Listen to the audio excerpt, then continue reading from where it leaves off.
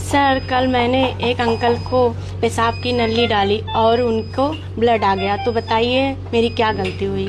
Common mistake हम क्या ऐसी करते हैं कि जब फॉलीज कैथेटराइजेशन करते हैं और ब्लड आ जाता है, तो ब्लड कितना आया और कैसे आया, इस पे आज हम चर्चा करेंगे। तो फॉलीज कैथेटराइजेशन के लिए हमको एक फॉलीज कैथेटर की जरूरत पड़ती है, इसको पेशाब की नली कहते हैं। तो पेशाब की नली को कैसे प्रयोग किया जाता है, तो पेशाब के रास्ते में जाती है, यूरित्रा के अंदर जाती है। यूरित्रा अगर तुमने बाऊ जी के डाली तो पुरुष थे, तो पुरुष का यूरित्रा का साइज महिलाओं के मुकाबले काफी लंबा होता है। तो ये रास्ता पुरुष के पेशाब के रास्ते के थ्रू होते होते होते होते होते होते अंदर चला गया, और जब अंदर चला गया तो पेशाब की थैली से तुमने जोड़ा।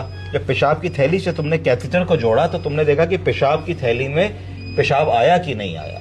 अगर तुमने ये मिस्टेक करी कि तुमने फॉलीज कैथेटर तो इंसर्ट किया, इसको इसे जोड़ भी दिया, और जब तुम इसमें डिस्टिल वाटर पुश करने वाली हो तो तुमने डिस्टिल वाटर ये देखे बिना पुश कर दिया कि हमारी पेशाब के रास्ते में पेशाब आई कि नहीं है, तो उससे क्या मिस्टेक हुई?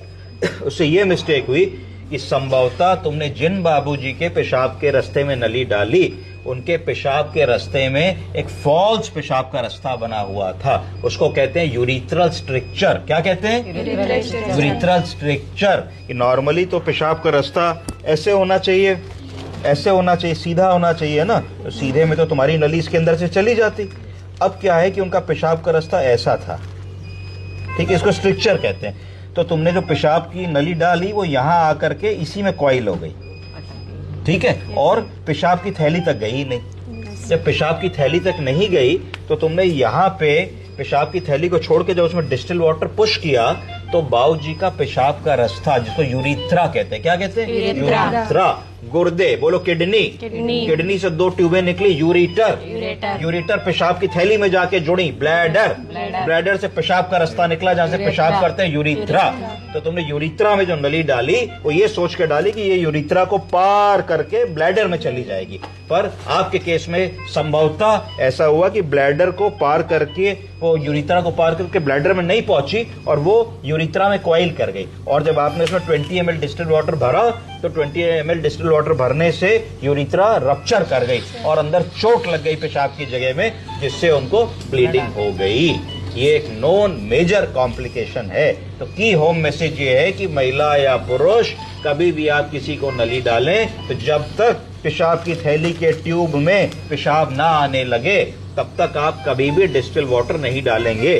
डिस्टिल वाटर कितना डालना होता है ये इसमें लिखा होता है कि इसका बलून कितने डिस्टिल वाटर से इन्फ्लेट होगा। तो इसमें पढ़िए कितने ml लिखा है? 30 ml है ना।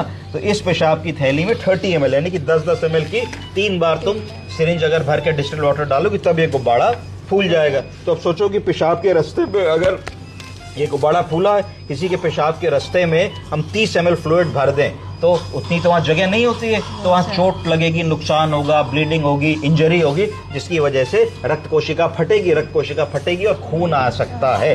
दूसरा खून आने का तरीका मैं आपको बताता हूँ। दूसरा खून आने का जो सिंपल तरीका होता है वो होता है कि आपने पेशाब के रास्ते में जहाँ नली डालनी है तो नली डालेंगे किसी के पेशाब के रास्ते में तो फ्रिक्शन होगा। क्या होगा? फ्रिक्शन। कि जैसे हाथ में बार बार मैं हाथ रगड़ूंगा तो फ्रिक्शन होगा, हाथ गर्म हो जाएगा।